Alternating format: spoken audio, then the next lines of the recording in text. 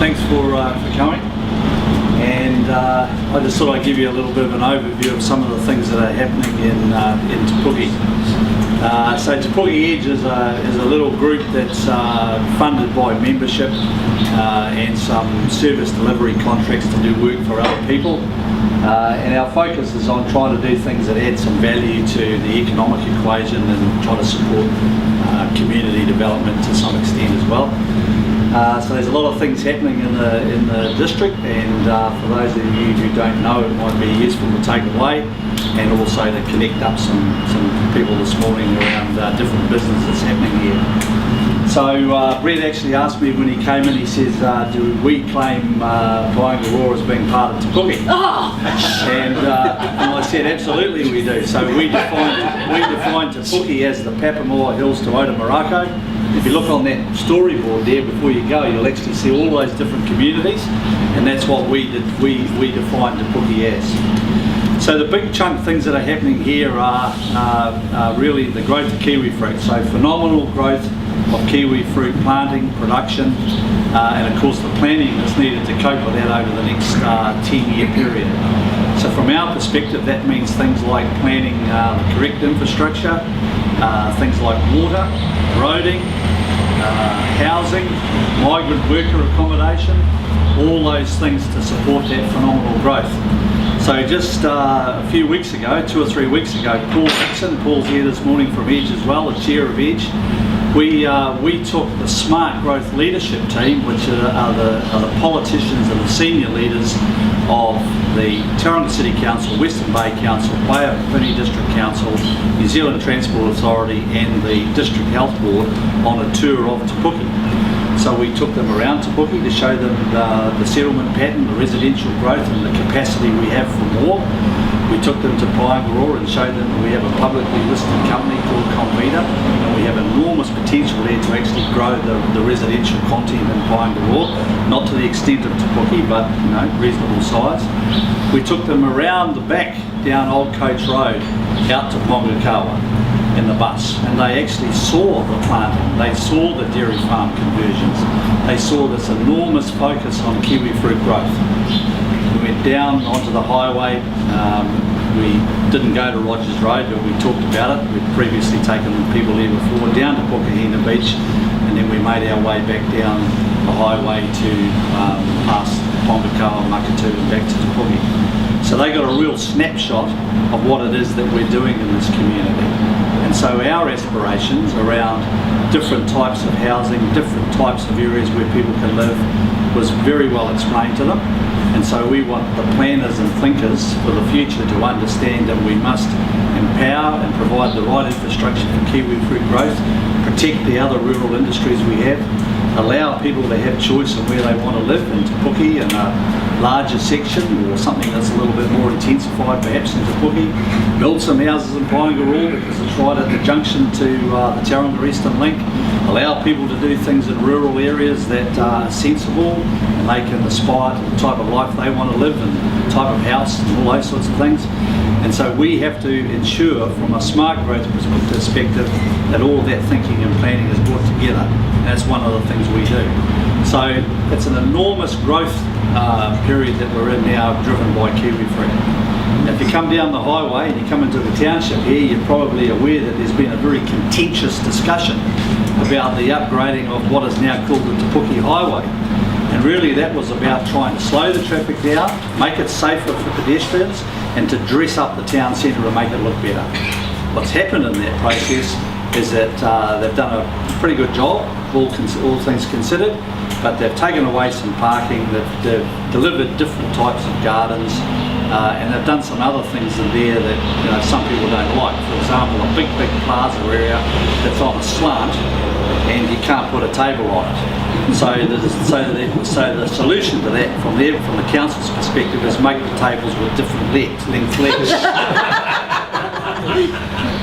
And Paul and I, we're a bit passionate about this, and all this sort of nonsense prevails. So there's a few things we need to tidy it up, but that's been a big lift for the town. We lobbied for roundabouts at Number 3 Road and Te Puke Quarry Road. We've got those. They're egg abouts, they're not the proper full Monty. but in time there could be a major roundabout system there. We've had the upgrade of the road out towards Waitangi, curbing, better parking. We've got passing bays now down by the Rangiuru Meatworks, AFCO Meatworks, etc. So there's been some work done in that area. Heading out to Papamoa, there's a big development there you probably know about called the Rangiuru Business Park. So it's been in planning for years. It hasn't really progressed. There was a greater focus on Tauranga and Tauriko, but now it's Rangiuru's time. So all the politics aside, we're now at the critical point where we're going to do something about it. So there's two parts to it. Most of it is owned by Quayside, which is owned by the Regional Council. And that's the entity that has the majority of shares in the Port of Tauranga. So they are going to deliver the infrastructure because they are the people that got the district plan modified to enable this work to continue. And so they actually have to front up, provide the capital up front of about $50 or $60 million and allow that infrastructure to be delivered. So that's water, wastewater, stormwater. Now they've done a lot of work in planning for the stormwater, put the culverts under the motorway, worked out where the ponds go, worked out the flow, so that's pretty much taken care of. New Zealand NZTA are going to put in a 4-leg interchange, so you'll be able to get in and out of the park from the Tauranga Eastern Link. There's planning done around the Makatu Road entrance, so therefore we can put in a roundabout if the traffic grows, so that's taken care of. We're going to localise the wastewater treatment with a local plant, which is something similar to what you might see at Kiwi Corral, a big backpacker operation. They've got their own wastewater treatment plant, but they've now decided that they're going to pump it back to Te Puke. Right, so we're now going to pump the water back to the wastewater back to the Te Puke wastewater treatment plant. And so all of that's at a point now where they're about to select a developer, and Quayside have said in writing, they've made many statements previously, but they've now put it in writing, that they really want to make this thing operational and open for business by the second quarter 2020. So we're only 2 years away. Now, alongside that, there are some privately owned blocks in that zone. They're not owned by Quayside. And they are bigger blocks that run parallel to the highway. Now, there's 3 major blocks, and 2 of those are now under contract. So those guys that own those blocks have decided they're working with a broker, for want of a better term, who's trying to bring some industry there, and he's bringing some investors, and there's some very serious plans about doing something there in the short term. As recently as last Friday we had a meeting with planners at the council, so there's some activity there that's likely to come to fruition in the next couple of years.